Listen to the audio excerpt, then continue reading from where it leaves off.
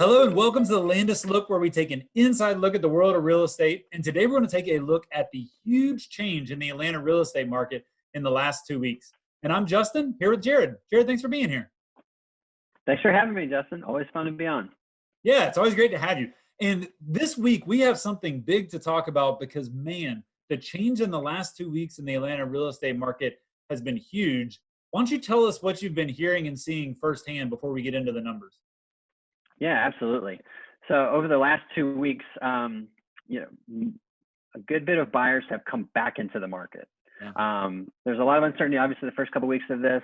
Then we kind of got into stable mode, and now people have kind of collectively made the decision, hey, I still want to buy a house this year. I have a better grasp of what my financial picture looks like, and I can't wait forever. I still have those home ownership goals or move up goals. So yeah, over the last 2 weeks, people have kind of come to grips and the acceptance of, if I want to do it, this is how, and we've learned how to do it safely and effectively. And now they're looking at houses. And they're making offers on the houses too, right? Exactly, yeah. Yeah, so let's take a look. You mentioned they're looking at houses. Let's take a look at that, because showings dropped dramatically, as you would expect, both for, safety reasons and just for people putting their search on pause. And then let's see how it has come back over the last couple of weeks. This data is from Showing Time. Showing Time is a service that most real estate showings are scheduled through. And you can see two graphs here. We've got the 2019 average in blue, and we have the 2020 weekly average in orange. And the zero that they start from is the first week of the year. So this is as of January 1st. And so, Jarrod, interpret this graph for us a little bit here. What are we seeing? Yeah, the blue line represents what most years look like, which is a slow, steady rise from January 1st, peaking somewhere in July. Showings and offers and amount of contracts typically correlate. And so, yeah, the blue line represents, a quote unquote normal year. Obviously, this is not a normal year. And so there's a lot of uncertainty both on the buyer side and on the seller side. That's, showings fell off a cliff, as you can see right at the beginning to kind of the middle of the pandemic here. But as you can see over the last 2 weeks, people on the buyer side have, like I said, gotten more comfortable and confident with their personal pictures, but also, just the tactics of how can we actually physically go look at homes in a safe way. And so as the industry and as we figure that out, showings have ticked back up. Yeah, it's interesting to see. So if you look at the actual numbers, they may be small on your screen. In 2019, the week that ended April 30th, it was a 44% increase from January 1st of that year. This year, it is a 3% increase to January 1st. So actually last week during the pandemic, more people were looking at houses than they were the first week of the year when everything was normal. And the shift on that, when we saw this, we weren't sure it was a bottom at first, because when things start to tick up, you don't know if they're going to come back down.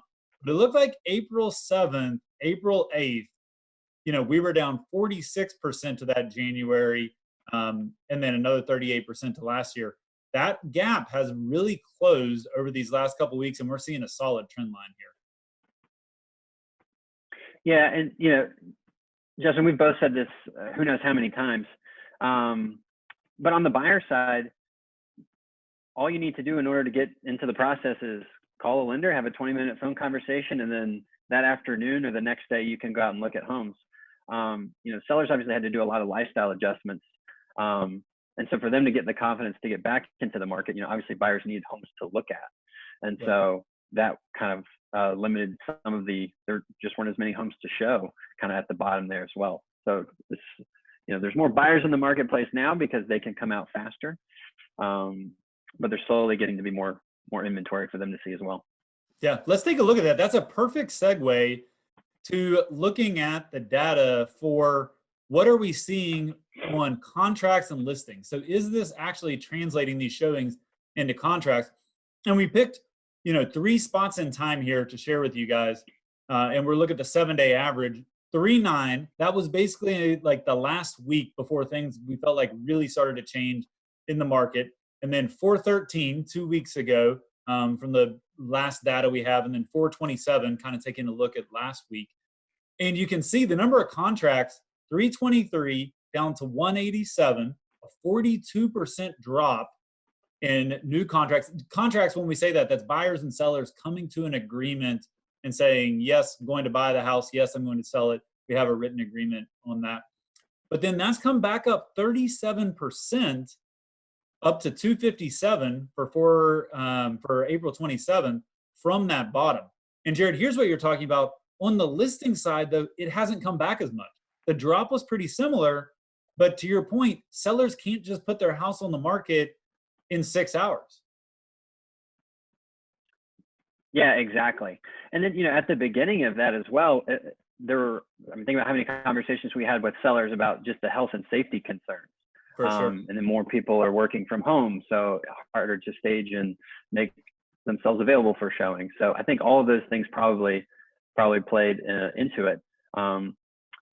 But yeah, I mean, based on, the market in general probably started to stabilize 2 or 3 weeks ago. And so, it'll probably take 2 or 3 more weeks for the sellers to have their homes ready.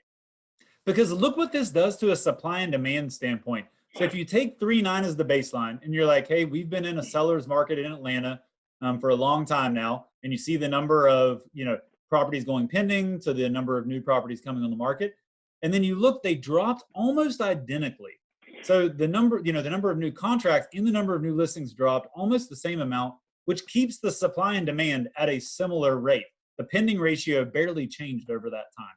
However, in the last 2 weeks, more properties are going under contract relative to the number of properties coming on the market. And so what are we seeing this last week from a feet on the ground standpoint with these numbers? Yeah, so I mean, it's ticked even more to a seller's market, a little bit more, but still more to a seller's market than before. And at the beginning, there was some concern, oh, is this going to create a buyer's market, or is this going to be a shift in pricing? But anytime there's more demand than supply, prices don't typically move down, they move up. So yeah, so that's what we've seen so far. And so, who knows what will happen? My belief is that there's, we predicted some pent up demand, and a lot of buyers also have to sell. And so I think there's going to be some pent up supply too. So I don't know, maybe this year's May will look like most years February or something like that. Yeah. Yeah. And, I mean, this, just to tell everyone, this is all of Metro Atlanta, and this is all price points. So this is macro data for the city. And if you broke it down into price points and locations, you'd see a lot of different things. One of which being, higher price point homes. We have seen a larger percentage drop from what we had before. And, we don't know, that could just be a blip in time because of the situation of folks that are buying those houses, or it could be something that actually plays out longer term in the market. But from a macro standpoint, you're right. We have seen the new supply has not risen over the last couple of weeks as much as the demand has, and it's actually produced even a tighter market than we saw before all of this started. Yeah, exactly. And at the very beginning, the market was still, even at the lowest points, was still pretty active, under 300, under 350 or so. But certainly over the last couple of weeks, but even maybe a little bit beyond that, we've seen it tick all the way up, into some of the luxury price points as well, and normalize. Yeah. Any advice for people out there if they're thinking of buying or selling this year? What does this data mean from a practical standpoint? Yeah, on the buyer side, it's certainly as competitive as ever, and there's been some changes in the lending world as well. And so I think now more than ever, it's important to have a conversation early with the mortgage person that you trust, and to get some advice on that front, because whether there's changes from everything from VA loans and FHA loans to jumbo loan products. And so whether you're buying your first house or your third house, there's a good chance that it's going to be a little bit different than it was maybe the first time, or maybe that you thought it was even just a few months ago. So I'd say that's number one, is really get your financing understood and dialed in, because anytime it's competitive, that means you need to move quickly and to be able to move confidently. Yeah, that's great. And if anyone is watching this wants to see a further breakdown of that, we talked about that probably about 3 or 4 weeks ago, and things haven't changed a lot since then. The main takeaway being, like Jarrod said, you need to talk to someone who knows what they're doing, that you can trust. Most folks who could get qualified before are still getting qualified for mortgages, but things are different than they were. And then, I would say, Jarrod, on the seller side, Now, granted, it is hard to get your house ready if you're planning to do it quickly, but if you can, you may be at a little bit of a point here where demand on the buyer side is rising quicker than the inventory is coming on the market. I know that can be hard to do, but do you agree with that strategy? Yeah, no, absolutely. I mean, the buyers are clearly out there, and we're seeing some opportunity for sellers to get a lot of activity quickly. And we've also seen, some of the concerns, like I said earlier, with the sellers have been, I want to make sure that I can do this safely. And the industry as a whole has raised the standards for both safety and health, but also requiring, for example, buyers to have a pre-approval letter before they can even enter the home. And so that way, you're only leaving your home if it's a very serious and able buyer.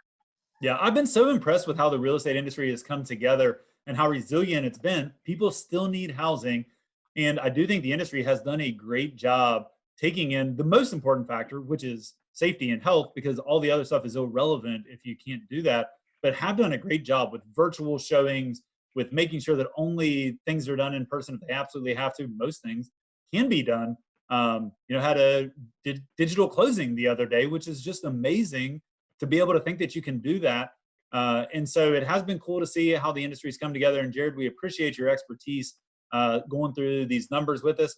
Everyone, if you have any specific questions about your own neighborhood or your own niche in the market, do what so many of you do. Drop us a private message or send us an email. We'd be happy to help you navigate that individually. And we will keep you guys updated because, man, I can never remember a quicker change in two directions in the Atlanta market, in the last almost 20 years that I've been doing this now.